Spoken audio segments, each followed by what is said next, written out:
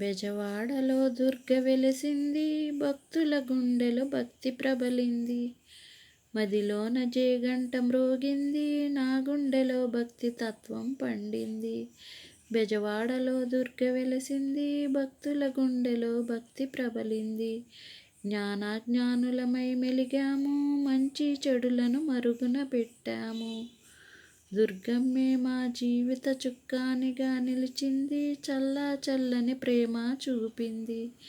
బెజవాడలో దుర్గ వెలిసింది, భక్తుల గుండెలో భక్తి ప్రబలింది.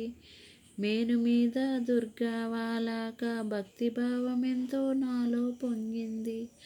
అమ్మే మమ్ములను ఆదుకొనకుంటే జీవితమే కడు దుర్భరమయ్యేది.